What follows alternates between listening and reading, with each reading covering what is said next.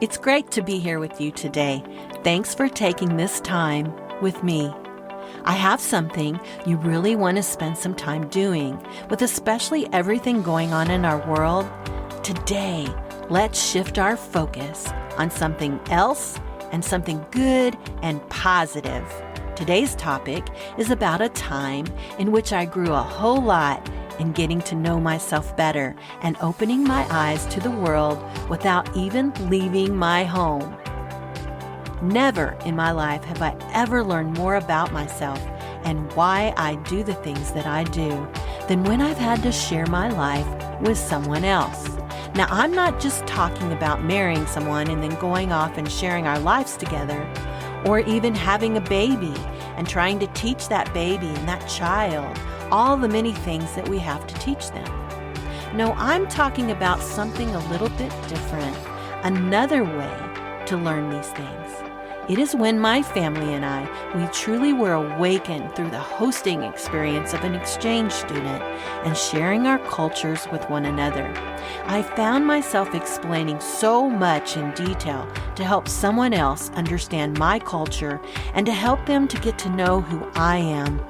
Yet along the way, I began to put a whole lot more thought into who I really am, why I do the things I do, and how God created me to be. Let's talk today about how this opportunity brought a whole new revelation to life by allowing it, by saying yes for it to unfold. I never before thought so much about why I do the things the way that I do them than a time such as this. I couldn't believe how many times I would explain something and then question like, why do they not get this? Why do they not understand this? But they didn't. And so then I began to question myself at times. I even began to think about how maybe I might change things in my life, maybe how things might be better or more simpler. It was really thought-provoking. I thought this whole experience had made me desire to be more open-minded to people and their views and their thoughts and the reasons for this and the reasons for that. It developed within me a whole new understanding and appreciation of not only myself, but of course, of others. I believe it was an awakening for me to myself, but I also found it to be a beautiful gift of knowledge and acceptance for myself and for other people from all over the world.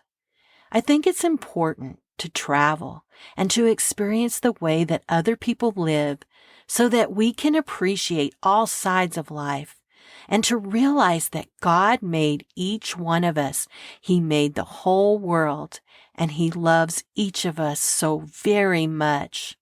So let's open our eyes to allowing our lives to expand our horizons to new experiences that can change our lives forever, even without going anywhere. You can obtain this at any age, right from the comfort of your own home. And after the past couple of years that we've had, all the things that we've experienced, it may be just what you need. My kids were always bringing home the exchange students from their high school. We were mesmerized by their accents and the words they used to explain things. It was always a time that we enjoyed with them and learning about them and how they lived. It made me want to go to their home country and see it for myself. Before social media, we could only imagine what life was like for those living in different parts of the world, far, far away from us, over that great big ocean. We only see news media images, or we would look in books and see the pictures. But now, you can have all sorts of applications and programs to help you to be able to see their lives in real time.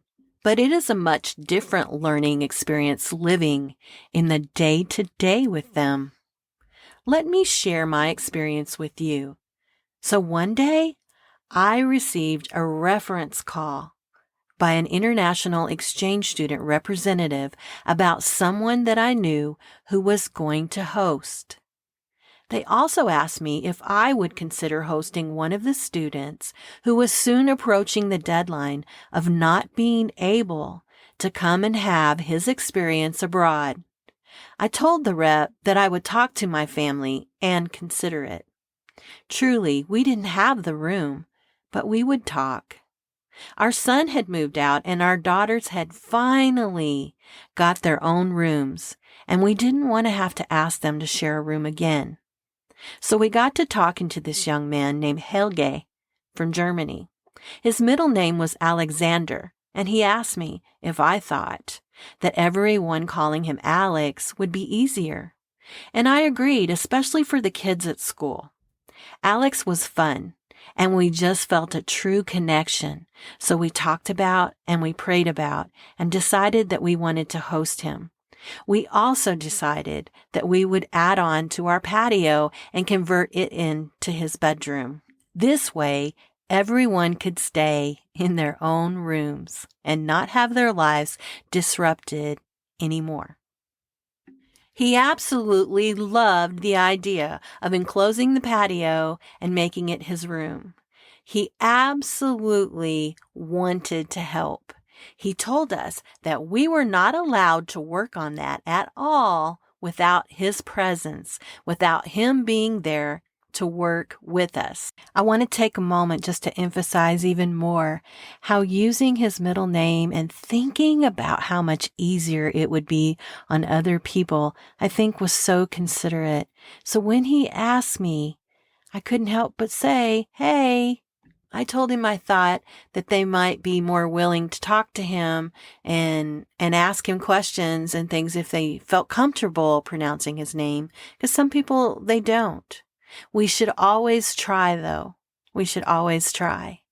And then find that, hey, it might be easier. And if it makes them feel comfortable, then that's what we should do. But to tell you the truth, he was really considering other people and also considering the opportunities that he would have if he made it easier on them. I just thought that was very, very thoughtful of him. So Alex it was. We found ourselves so in love with this kid, so in love with him as if he was our very own son. His father had died when he was just 11 years old, and so he really connected well with my husband.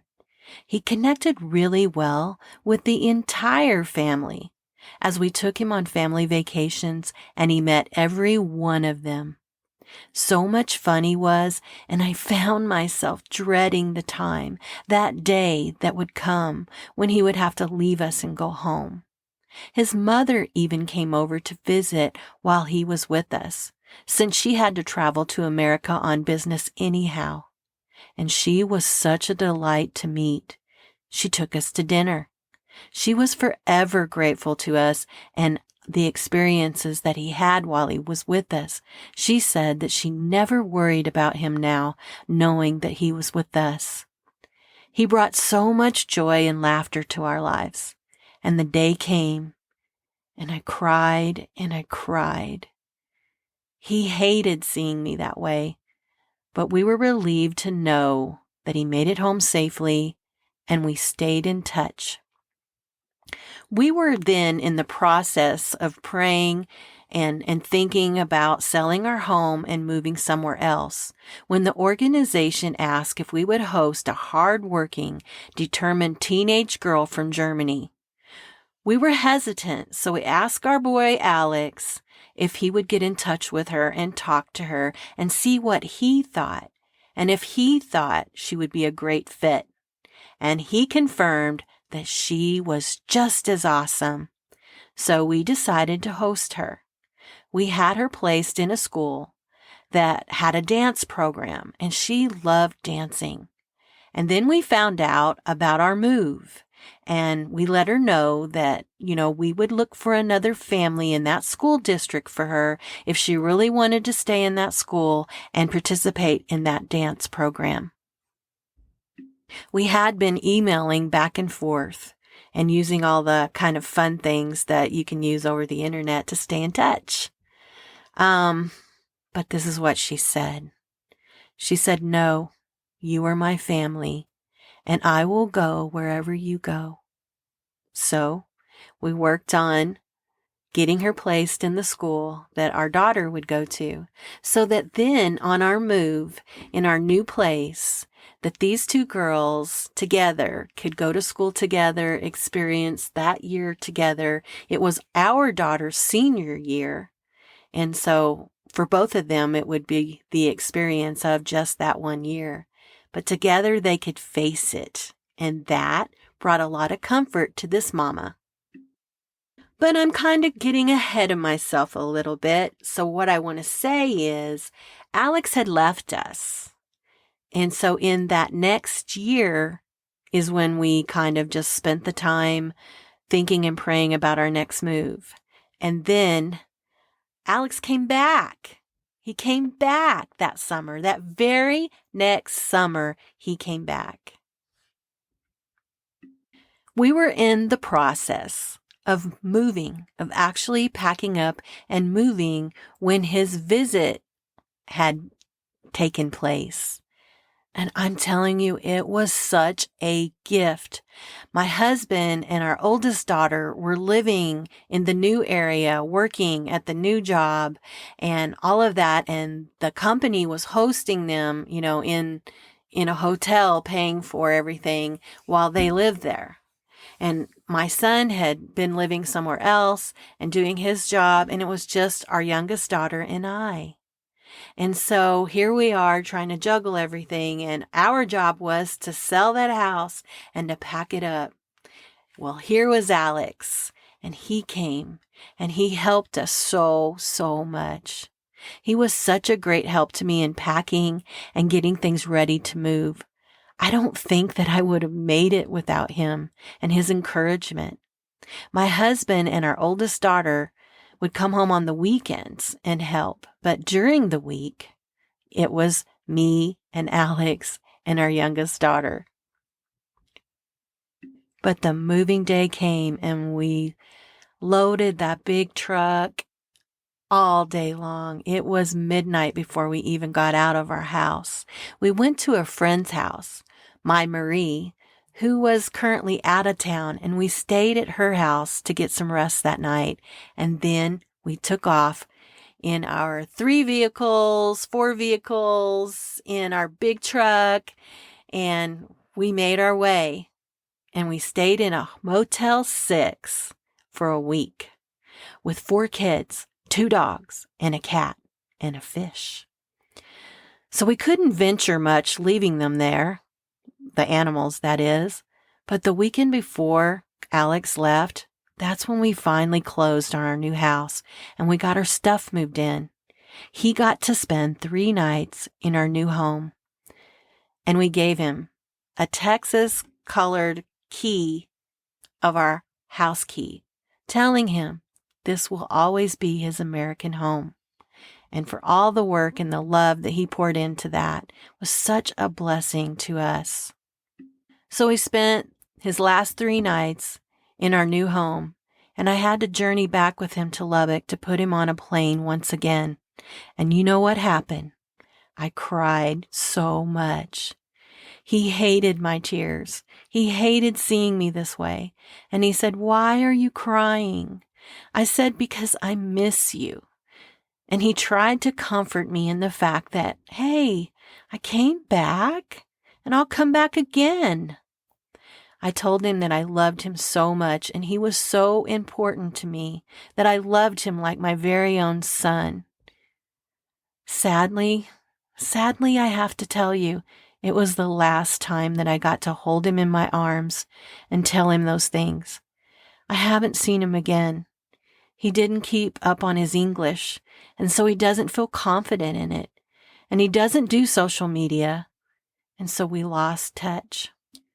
So a week or 2 after I put him on the plane, our girl Sabina, she arrived, and she was just so sweet and so grateful. She was just about everything great that I could imagine. She worried about her piercings and if we would accept her. But I found, and I let her know, that the most colorful people that I have known, they have been some that have been the most amazing, and those things did not bother any of us.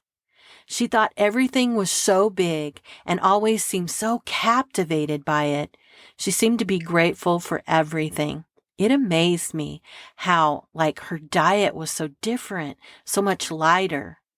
She loved cooking things for us and seeing what we thought about it. She made many friends and was so adventurous.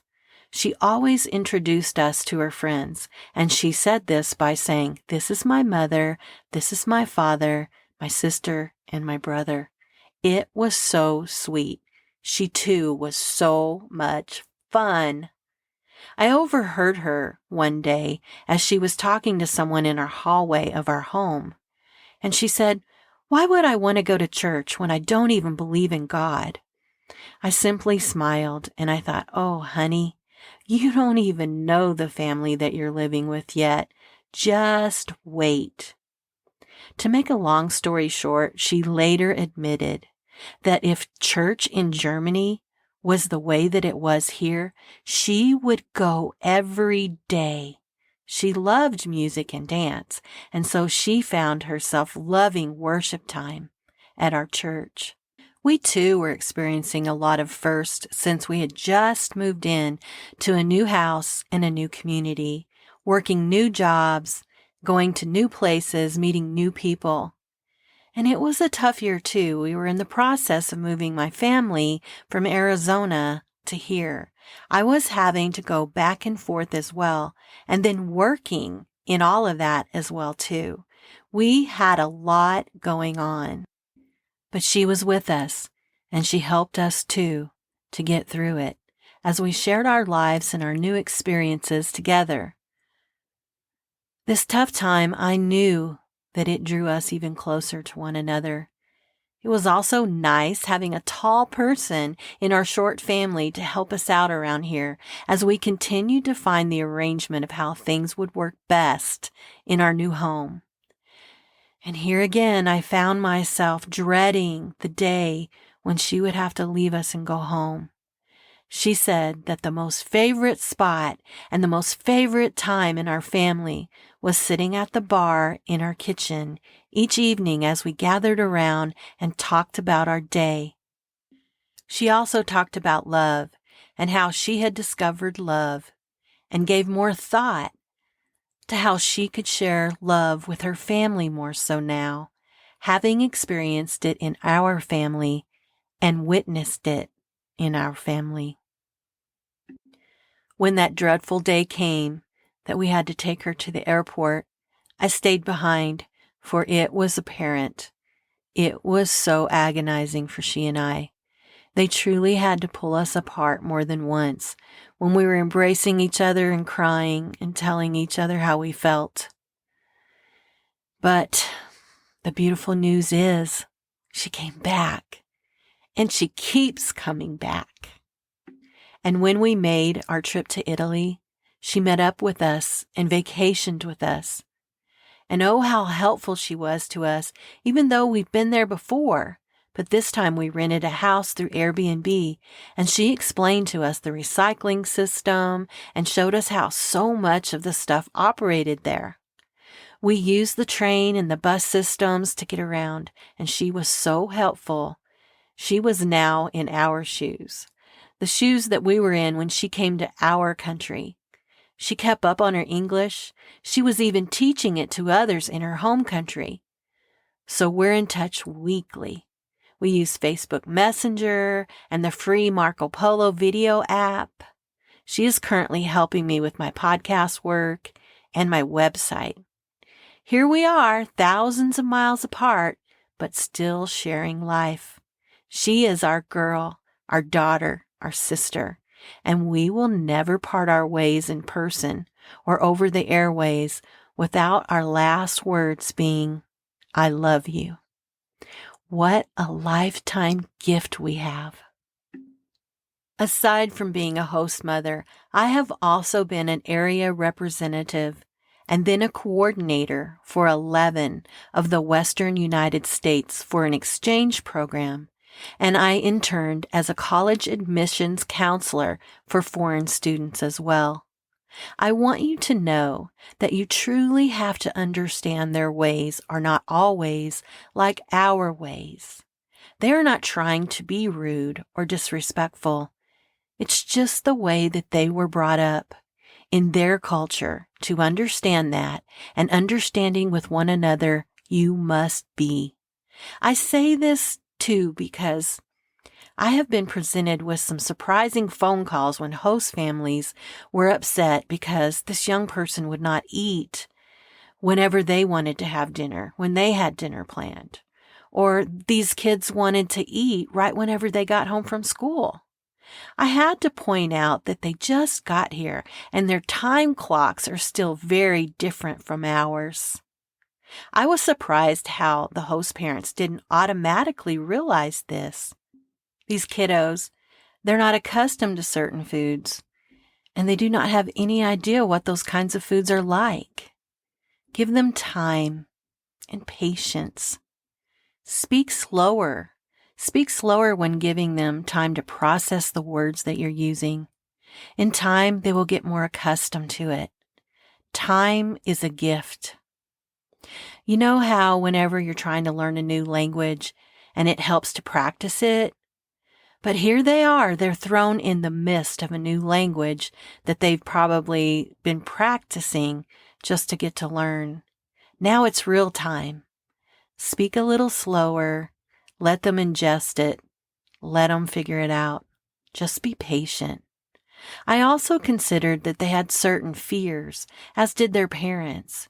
And I would think about how if our children were over there, I would think about how if our roles were switched, how I would need to know that my child was in a home that they felt welcomed and cared about.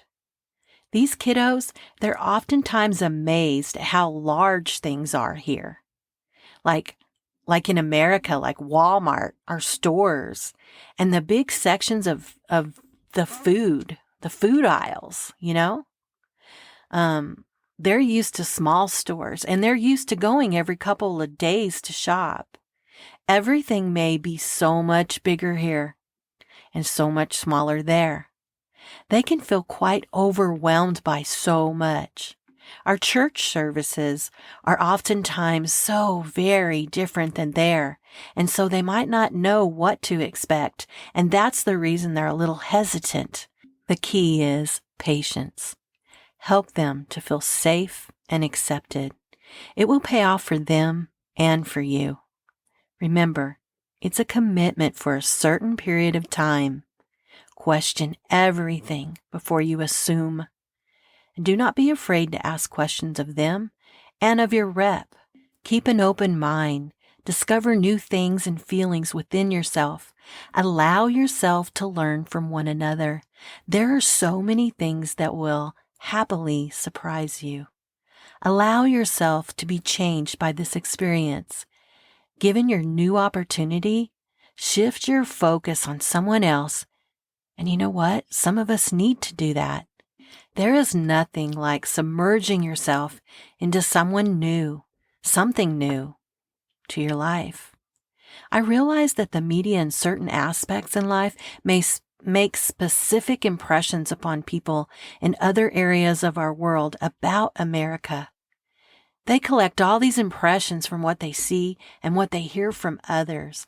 I love the fact that by allowing them into our homes, they see what we truly are, and it is usually the opposite from what they've been taught.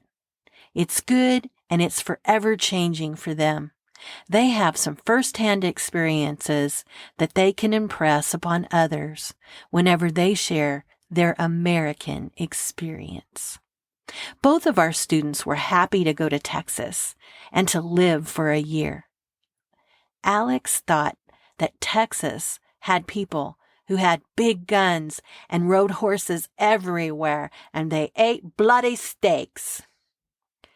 They both were amazed how we flew our American and Texas flags, and they both went home and hung up their Texas flags in their bedrooms in Germany. If you have any questions about my experience, please contact me, and I will be happy to share more. I know of other friends who are currently hosting, and they do so each and every year.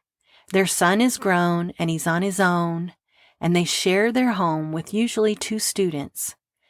There are many who will not get their opportunity to experience America and to learn who we really are. I think it's really important for us to get to know one another and to have personal experiences and testimonies to share from firsthand opportunities. We will then have our own experience to go on versus hearsay. There are many Americans who will miss the opportunity to learn from and to be changed by hosting, and vice versa. All because the deadline for this semester, is soon approaching. If you miss this one, there will be a next. Some students come only for a semester, while other students, they remain all through the school year. There are many organizations, but at the end, I will give you the website on one that you might consider. And please tell them that you heard about this on my podcast. Because we began having grandsons and new careers and commitments and kiddos having to come back home and stay for a while, it has been a while since we've hosted, and I believe in my heart that we will again one day.